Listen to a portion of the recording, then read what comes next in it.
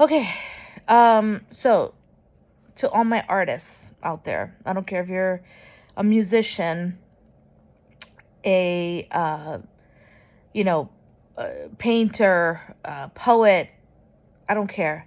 You guys, whatever your art is, whatever artistry you have,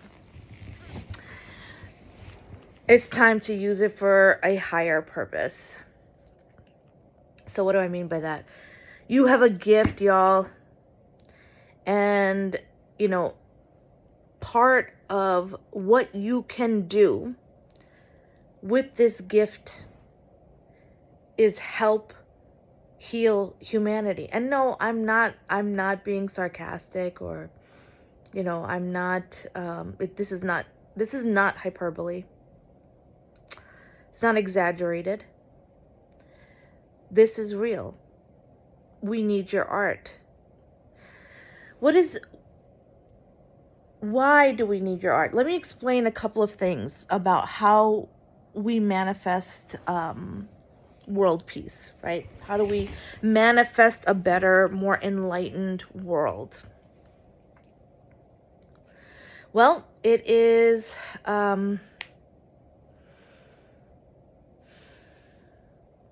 going to walk you through a very simple example of the elements and the process of manifestation utilizing the chakra system, or chakras, or however you want to pronounce it. I think many people are familiar with that at this point. So at the top is the crown chakra, right? This is the I am. A lot of people get this part twisted because you will hear a lot of people put the I am down at the root chakra because that's what it feels like, oh, I am blah blah blah. But no, the reality is the I am is up here in the root, in the crown chakra. What does that mean?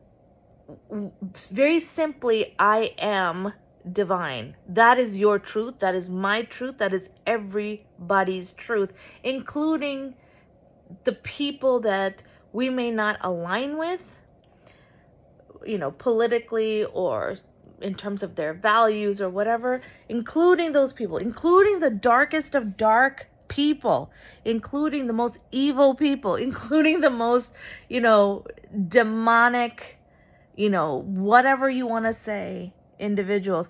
Everything in this freaking universe, world, whatever, has the divine spark of God in it. Everything.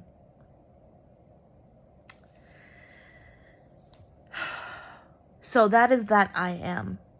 And it is very important for us to start there at the ground, because that's our power. That's the truth of who we are. We have learned to be powerless. We have learned to think that this 3D world, the root, right? We've learned to think that this is it. Like that is our, who we are. This disempowered little being that means nothing, that is nothing. Esoterically speaking, there is an element of truth to that, right? Like we are a nothing, but we are also everything. I know it's paradoxical, but that's kind of the whole point. We are living paradoxes. Anyway, so let me go back. Me and my stories, I take a long time sometimes to explain them, but hopefully you could just vibe with me and stay with me. Anyway, so I am, right? So connect to your divine nature. I am, that is the source. Then we go to the third eye chakra, right? It is the vision. I see. Okay? Bear with me, artists. Like, I have a point to this. You will see it. I see. This is part of the unique superpower of artists, right? You are able to take that spark, that divine spark, call it inspiration, call it a muse, Call it whatever you want to call it. But you know what I'm talking about. That thing, that magical, mysterious element that's sacred. It's very personal, right? Like when you're creating your art and you're sitting there, like I think I even remember one time, I think it was an interview with Lady Gaga where she talked about, like, I could get this totally wrong, but going during her creative process, like sometimes having to just be locked up in, a hotel room or a space for endless hours because that creative process is like, it's so mysterious, circuitous, ethereal, and personal at the same time. But this is a gift because artists have learned to tap into this, right? I see the lyrics in my head. I see the painting. I see the the sculpture. Like, I see it. You can see it. Even if it's not totally clear, you could see it. And that comes from here, right? The divine, the crown. Okay, then we move into the throat, right? I speak it, right? So speaking it is, maybe it is actually utilizing your words. Sometimes it's also just the vibration of, like, when you hear like the primordial sound of creation. Primordial sound of creation is, in Hinduism, it was like the Om, vocalization, which is basically all vibration. In the Bible, I think it was something like, or, the Old Testament, I think is something like, and God said, let there be light, right? So there is something about activating the statement, even if that statement is simply something you say to yourself. There's a vibrational frequency to this. Okay. Then we move into the heart chakra, right? So in the heart chakra, what is that? It's I feel, right? This is how we create things. I feel. So I am part of the divine. I see it. I see a vision of something that I want to create. I speak it like it's starting to become a little bit more real. And then I feel it. This is another place where I really want my artists to come alive here, because you all know how to make people feel things. Y'all know your art moves people, right? That's a feeling. And feeling is, this space right here. Whoo, I mean, it's got a magnetic frequency, an electromagnetic frequency that helps bring the ethereal, the esoteric, the non-material into the material. Then we move into the solar plexus, the belly area.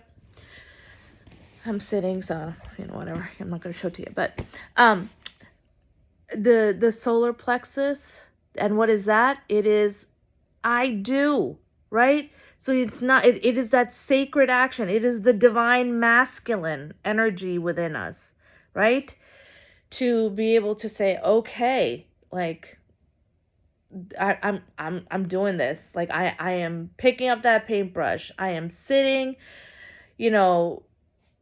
with my instrument. I am like writing those lyrics, whatever it might be. It's that action. Then we move into the sacral, which is like like a womb space type area. This is I trust. I trust the process, right? Like, I trust that sacred, dark space where the creation is coming together. It's got its own rhythm. It's got its own timing. It's got its own flow. But you trust that it's coming.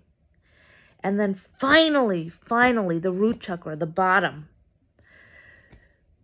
finally, it's I receive, i.e., I manifest, like it is here now in the 3D. So I walk you through this process of manifestation because this is the same process of creation, the same process to not just like it is for everything, right? It's the same process of creation, manifestation for everything. So what does that have to do with artists and healing the world? This is my call to action for you artists. Help people see a vision of world peace. What does that look like? Y'all tap into your artistry to make that imagery, paint the picture, whether through words or, colors or whatever. Again, whatever your art form is, just paint, help people to see, because they need a vision. Sometimes for folks that are not as tuned in to being an artist, you don't necessarily they're not as comfortable in that type of creation space, which is why sometimes like music can be so timeless and touch you, and that if you allow it, it can transcend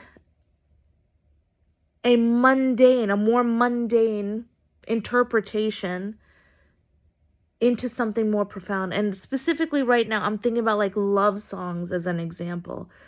Sure, yeah, okay, it could be about like the more how we typically think about it, like the romantic love or something like that.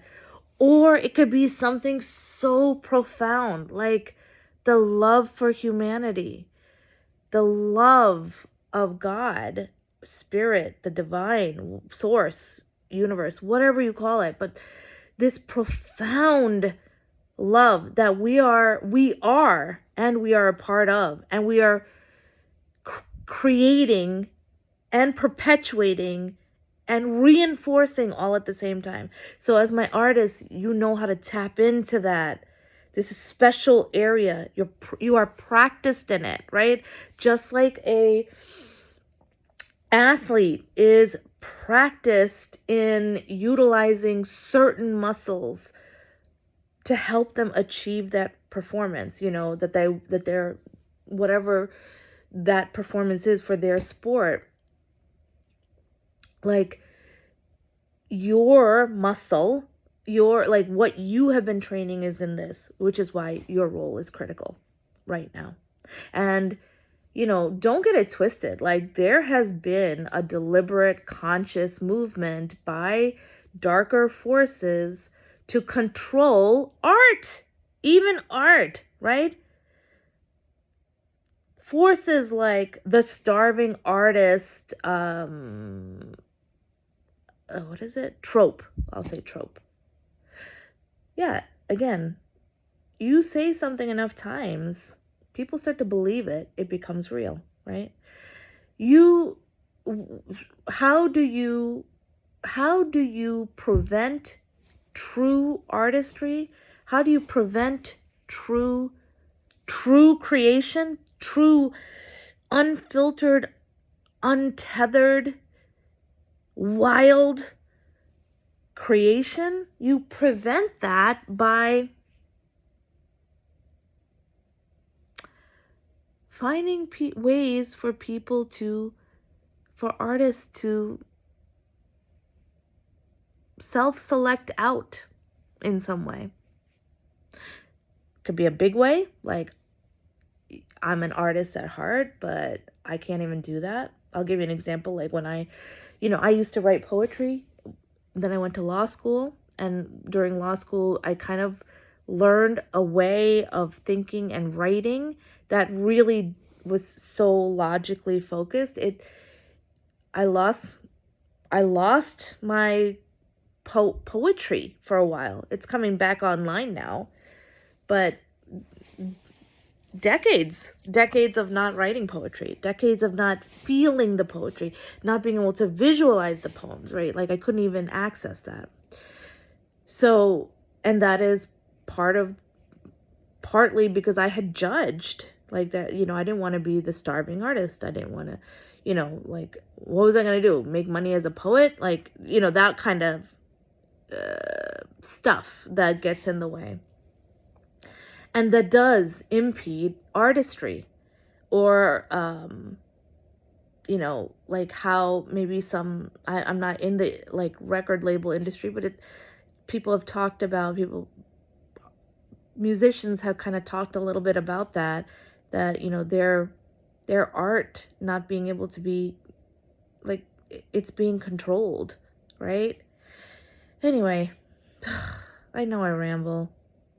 I hope it still makes sense even though I ramble, because there really is points to the whole story. And yes, I know, y'all, this is messy because it's messy. It's messy because it's messy. It's messy because this is my artistry, okay? So, and this is the messy creation process of it. So, to my beautiful artists, this is your call to action. Help the world to visualize what a world of peace, enlightenment, harmony looks like. And I specifically say harmony because harmony allows the individual instruments or vibration or tone or whatever, it allows each of them to exist. And it is the combination where each one stands in the strength of their own individual uniqueness, their own individual genius. It is in the strength of that coming together that you have something grander, the totality of that harmonious piece. So help people through your art to start visualizing what does peace look like? What does a world without racism, sexism, homophobia, war, poverty, what does that actually look like? Help people to see it. Help people to feel it. That's even more important.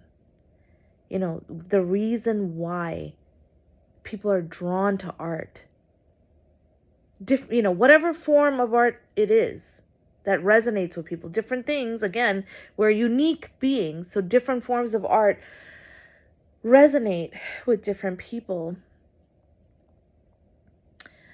But it resonates because it invokes something. It makes them feel. Which is our aliveness, which is part of your superpower. So please use that, my beautiful artists, to help people feel what it would feel like to be in a world of peace. To have a healed humanity. What would that feel like? Can you imagine ladies walking down the street anywhere, anytime, being and doing and wearing whatever you want and feeling absolutely safe? What would that feel like? Can you imagine all my people, all my queer folks, being able to, be exactly who you are in whatever space, feeling appreciated? To all my misfits, outcasts, weirdos, black sheep, whatever, like, could you imagine? Can you imagine a world where there wasn't a judgment attached to whatever it is that you are. Can you imagine? What would that feel like? It would feel like liberation. That would feel free. People would be free. Free in a way that they have never been free before. Free in a way that is like so felt deeply, deep within, but not experienced for the most part. Anyway, I love you all. Y'all you're the gifts. You're the gifts because you have an ability to bring out from the ethers into the collective. So I just ask you, please, in addition to whatever else you create, please consider creating some art that allows people to start tapping into a vision of a better world, what that really could look like, and it's more importantly what that feels like. Okay, or maybe there's another element in what I had shared with you. If you want to help people connect to their divinity within, or having a vision, or being able to speak like a new way, or to feel, or actions that they can take, or patience with the process, the gestation, the creation process, whatever it is, like, please do what you can to add to this. That's part of Project Heal Humanity. That's part of this work. That's part of what we're going to do. And you have an important part to play. I'm going to end this one with just a reminder, this again, going back to harmony and the power of artists, and how art really can be timeless, and that it really has a way of showing up at the right time. So I'm just thinking about back in the day when, I think it was 80s or 90s, when so many our artists came together to sing Heal the World, Make It a Better Place. Wait, now, I am twisting up because I cannot remember if it's We Are the World or Heal the World. I can't remember now if they're two separate songs or one song. I feel like Michael Jackson may have done one song and then there was a whole group of people. Anyway, I cannot remember. I'm sorry. But my point is, it was a moment in time when artists rose together. They leaned into their power. They created something that honestly 20, 30 years later, people are now like, those lyrics, the vibration of that is coming in to support this transformation. So your art carries power. It carries vibrational power. Do not forget the power that you hold, and please use it for the highest and greatest good of all. Harm to none. I love y'all.